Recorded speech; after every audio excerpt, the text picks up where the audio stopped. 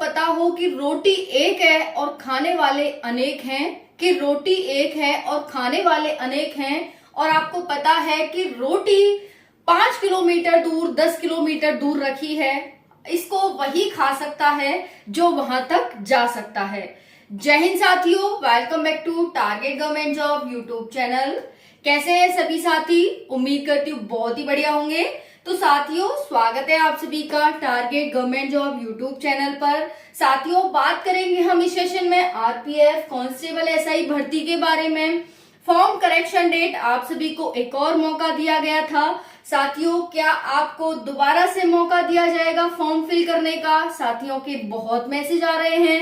उसके बाद मैसेज आ रहे हैं एग्जाम लेवल क्या रहेगा, उसके बाद कितने फॉर्म भरे गए हैं, कंपटीशन कैसा रहेगा, क्या कांस्टेबल एसआई का एग्जाम एक ही दिन होगा, एग्जाम किस किस भाषा में देखने को मिलेगा, सीबीटी एग्जाम की नॉलेज नहीं है, क्या करें, कैसे देंगे सीबीटी एग्जाम, हमें तो ऑफलाइन एग्जाम देना आता है, बात करेंगे। उसके बाद क्या दोनों फॉर्म भरे हैं तो एक रिजेक्ट हो जाएगा या फिर कौन सा रिजेक्ट होगा पता नहीं, एग्जाम डेट क्या है, पेमेंट इशू आ रहा था, कैसे इसको सॉल्व करें, क्या इसका कोई सॉल्यूशन है, ब्लैक व्हाइट फोटो लगा दी है, क्या इसका इशू है, बात करेंगे। और साथियों, बात करेंगे कि इस बार कंपटीशन कैसा रहने वाला है। तो जैसा कि आप सभी जानते हैं, स्टार्टिंग में मैंने आपको बताया कि आपको पता है कि एक ही रोटी है और खाने वाले अनेक हैं, तो उस रोटी को वही इंसान खा सकता है। भूख सबको लगी है, लेकिन वही खा सकता है जो उस रोटी के पास पहुंच सकता है।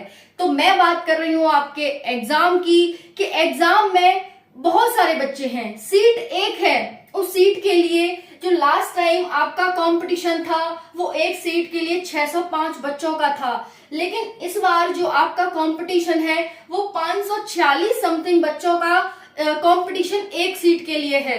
तो रोटी एक है, लेकिन साथियों उसके लिए जो कैंडिडेट है वो अनेक हैं। उसको वही खा सकता है जिसमें हिम्मत है, जिसने मेहनत की है, जो वहां तक पहुंच सकता है। जी हाँ साथियों, स्टार्ट करेंगे सेशन को बहुत ही शानदार तरीके से। आपको हर एक फैक्ट, हर एक तथ्य बताया जाएगा जो आपके सिलेक्शन के लिए मोस्ट इंपॉर्टेंट है, और जो एक गणित है, किस तरह से बच्चे इजीली सिलेक्शन लेते हैं इस भर्ती में, वो भी आपके साथ डिस्कस किया जाएगा। तो चलिए स्टार्ट करते हैं। साथियों, मैं आपको पहले थोड़ी इंफॉर्मेशन दे दूं कि 2017-18 में ये भर्ती आई थी। उस टाइम पर 59 लाख समथिंग फॉर्म भरे गए थे और एक बच्चा एक सीट के लिए 605 बच्चे फाइट कर रहे थे। लेकिन इस बार साथियों जो आयोग का अनुमान था कि कम से कम हमारे पास 30 लाख प्लस फॉर्म आएंगे, लेकिन वो टारगेट फुलफिल नहीं हो पाया आयोग का, और फॉर्म की संख्या है वो 25 से 27 लाख के बीच ही अटक करके रह गई। साथियों, आरपीएफ में हम पता नहीं लगा सकते कि कितने फॉर्म भरे गए हैं, लेकिन जो जनरल अनुमान आया है, आयोग का नोटिस आया है कि हमारा 30 लाख का अनुमान था, लेकिन फॉर्म 25 से 27 लाख के करीब अटक करके रह गए। तो मैं उसी पर आपको ये इंफॉर्मेशन दे रही हूँ कि फॉर्म की संख्या आयोग के अनुमान के अकॉर्डिंग बहुत ही कम रह गई। इसीलिए आयोग के द्वारा आप सभी को साथियों 18 से 20 मई के बीच आप सभी को फॉर्म में करेक्शन करने की डेट को बढ़ा दिया गया था कि 2 दिन आप करेक्शन कर सकते हैं। और आज साथियों लास्ट डेट है आपके करेक्शन की। अगर अभी भी किसी ने करेक्शन नहीं किया है तो आज भी आपको लास्ट मौका दिया जा रहा है, आप सब करेक्शन कर दीजिए साथियों, ठीक है। जो भी आपकी कोई भी दिक्कत समस्या हो गई है उसमें आप करेक्शन कर सकते हैं। जो पेमेंट इशू आ रहा था उन बच्चों को सिर्फ मौका दिया गया है, सभी को मौका नहीं दिया गया।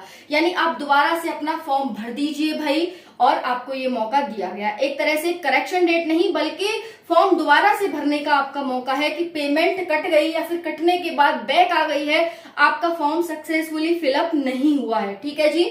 चलिए, इतनी बात हो गई। 4660 पोस्ट है। दूसरा है ब्लैक एंड व्हाइट फोटो। देखो, ब्लैक एंड व्हाइट फोटो से कुछ ज्यादा असर नहीं पड़ने वाला है, आपका फॉर्म रिजेक्ट बिल्कुल भी नहीं होगा ब्लैक एंड व्हाइट फोटो से, ठीक है। तो इस बात को लेकर बिल्कुल परेशान ना हो, बस आपने क्लियर दिखा होना चाहिए आपको कि आप क्लियर उसमें दिख रहे हो, ठीक है, मैटर ये करता है। एक बार मेरे साथ भी ऐसा हुआ था, मुझे लग रहा था कि मेरा फॉर्म रिजेक्ट हो जाएगा, लेकिन मेरा फॉर्म रिजेक्ट नहीं हुआ था। ठीक है, वो मैं बात कर रही हूँ साथियों एसएससी सीपीओ की। ठीक है, उसमें मैं सिलेक्टेड हूँ एसएससी सीपीओ में, तो कोई भी दिक्कत नहीं आई थी फोटो को लेकर के। चलिए अब बात करते हैं, पेमेंट इशू आपका सॉल्व हो गया भाई, लास्ट डेट है आज, भर देना। उसके बाद क्या अब बच्चे ये कह रहे हैं क्या इसकी अप्लाई डेट है वो अब दोबारा नहीं बढ़ेगी? तो नहीं बढ़ेगी साथियों, बिल्कुल भी नहीं बढ़ेगी। आयोग ने सिर्फ उन्हीं बच्चों को मौका दिया जिनका पेमेंट इशू आ रहा था कि भाई अब आप ना दोबारा से फॉर्म भर दीजिए, है ना। 18 से 20 मई तक ये उनको मौका दिया था। तो अब आपको दोबारा नहीं मौका मिलेगा। जो नए कैंडिडेट है जो शुरू से अपना फॉर्म भरना चाहते हैं, आयोग ने खूब 1 महीने का मौका दिया। 15 अप्रैल से 14 मई तक फॉर्म भरवाए गए, लेकिन फिर भी अगर आपने नहीं भरा तो उसमें आयोग की कोई भी गलती नहीं है ना। तो ये हो गया यहाँ पर, है ना। 18 से 20 मई करेक्शन यानी दोबारा से फॉर्म फिल करने की डेट है जो पेमेंट इशू आ रहा था उनके लिए। चलिए साथियों, वेरी वेरी इंपॉर्टेंट वीडियो है, ध्यान से एंड तक देखिएगा। अब हम बात कर ले साथियों एग्जाम लेवल। देखिए एग्जाम लेवल क्या है, इसमें एग्जाम लेवल जो आपका होगा वो साथियों होगा, जैसे कांस्टेबल के लिए आएगा आपका एग्जाम 10th लेवल का, और जो एसआई है उसका एग्जाम रहेगा आपका ग्रेजुएशन लेवल का। देखिए पैटर्न सेम है, क्योंकि एक बच्चे ने दोनों फॉर्म फिल किए हैं। एक बच्चे के द्वारा कांस्टेबल का भी फॉर्म फिल किया गया है और एसआई का, तो लेवल सेम, मतलब जो पैटर्न है वो सेम रहेगा। 120 क्वेश्चन उसमें भी आएंगे, उसमें भी, है ना, सारा कुछ सेम रहेगा। लेकिन जो साथियों यहाँ पर चेंजेस आने वाले हैं वो आने वाले हैं लेवल में। 35 क्वेश्चन उसके हैं, 35 question math reasoning, 35 50 GK GS, है ना। इसमें साइंस का भी बड़ा इंपॉर्टेंट रोल है। एग्जाम बहुत हार्ड नहीं आता है, बहुत ज्यादा हार्ड नहीं आता है। अगर आप थोड़ी सी भी मेहनत कर लेंगे तो आरपीएफ जैसी भर्ती में आप सिलेक्ट हो सकते हैं साथियों। बहुत ही अच्छी वैकेंसी है, बहुत ज्यादा अच्छी वैकेंसी है। अगर आपको सपना देखना है तो आप आरपीएफ का देखिए, है ना, आप आरपीएफ का देखिए। अगर हम अदर स्टेट की बात करें तो अदर स्टेट का एसआई और यहाँ पर आरपीएफ का कांस्टेबल बराबर है साथियों। आपकी 8 घंटे की नौकरी है, आपको 40,000 प्लस सैलरी मिलती है कांस्टेबल में। एसआई में तो भाई 50,000 और 55,000 प्लस सैलरी है ना। उसके बाद साथियों आपके 8 घंटे काम है, रहने खाने सबका खर्चा भाई, हेल्थ का पूरा ध्यान आपका सरकार रखती है। और कहीं भी घूमिए, रेल से कुछ भी करिए, मतलब बहुत अच्छा सा, है ना। तो बहुत अच्छे यहाँ पर आपको फैसिलिटी दी जा रही है आरपीएफ की तरफ से। तो हर बच्चा है, मैं अब जब आसपास बात करती हूँ बच्चों से तो कहते हैं भाई आरपीएफ। अब तो सपना देख रहे हैं तो बस आरपीएफ का देख रहा है कि आरपीएफ में कांस्टेबल बन जाए बस, है ना। तो ये है। चलिए अब बात कर लेते हैं यहाँ पर फॉर्म कितने भरे गए। फॉर्म कितने भरे गए तो आपको बताया साथियों, यहाँ पर 25 से 27 लाख के करीब फॉर्म अटक करके रह गए। पेमेंट इशू की वजह से इसीलिए आयोग ने कहा कि भाई हमारा अनुमान 30 लाख का था, है ना। तो लेकिन यहाँ पर फॉर्म है वो 25 लाख ही भरे गए। तो आयोग के द्वारा पेमेंट इशू का जो ऑप्शन आ रहा था उन बच्चों के लिए दोबारा से मौका दिया गया, लेकिन उसके बाद भी ये कुछ ही संख्या बढ़ पाई है। आज देखो शाम तक कितने फॉर्म होते हैं, फिर मैं उसकी अपडेट आपको दे दूंगी, है ना।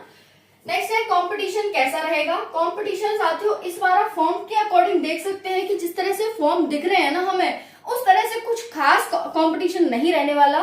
लेकिन साथियों पोस्ट तो 4660 ही है ना। बच्चे 27 लाख है, पोस्ट 4660 है और बच्चे 27 लाख हैं, तो कंपटीशन तो वही की वही है ना। कंपटीशन में कोई इफेक्ट नहीं पड़ा। बच्चे तो इसमें वही है भाई, इसमें भी वही थे जो यहाँ थे, वही बच्चे हैं, है ना।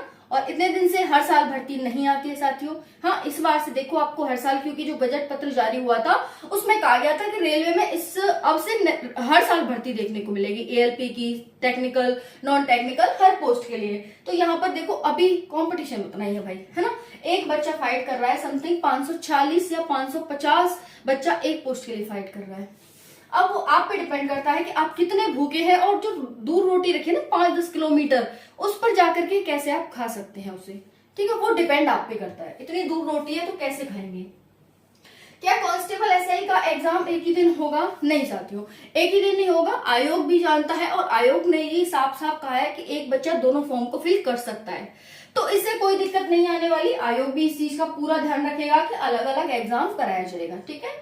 नेक्स्ट है एग्जाम किस किस भाषा में देखने को मिलेगा। तो आपका जो एग्जाम है वो हिंदी और इंग्लिश दोनों में देखने को मिलेगा, जिसमें आपकी मर्जी, इंग्लिश में देखो इंग्लिश में देख लो, हिंदी में देखो हिंदी में देख लो, ठीक है। लेकिन जो आपको पहले ही है वो चूज कर लेना पड़ेगा।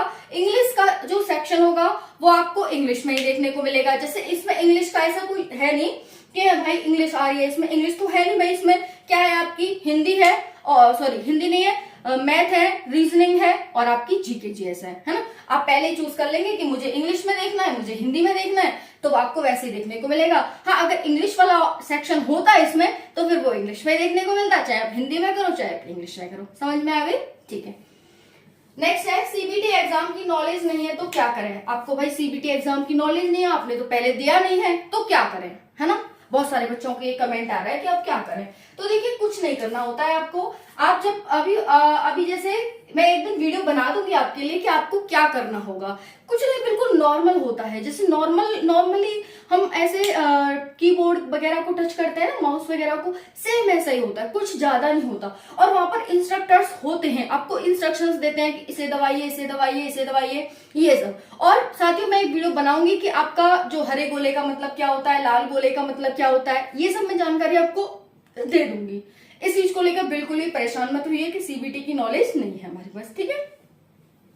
तो बहुत ही इजी होता है, कुछ भी ज्यादा आपको नहीं करना होता है। क्या दोनों फॉर्म भरे हैं तो एक रिजेक्ट हो जाएगा? नहीं भाई, कोई फॉर्म रिजेक्ट नहीं होगा आपका। अगर आपने कोई वैसी गलती नहीं की है डोमिसाइल से रिलेटेड या वैसे, तो फॉर्म रिजेक्ट नहीं होगा अगर आपने सही से दोनों फॉर्म भर दिए हैं तो। नेक्स्ट है एग्जाम डेट क्या है। तो साथियों जो आज की एग्जाम डेट है वो आपकी सितंबर अक्टूबर में आपको एग्जाम देखने को मिलेगा, सितंबर अक्टूबर में, ठीक है। तो ये थी सारी नॉलेज, और बाकी कोई डाउट रह गया हो तो कमेंट सेक्शन के माध्यम से पूछ लीजिएगा। थैंक यू सो मच, जय हिंद।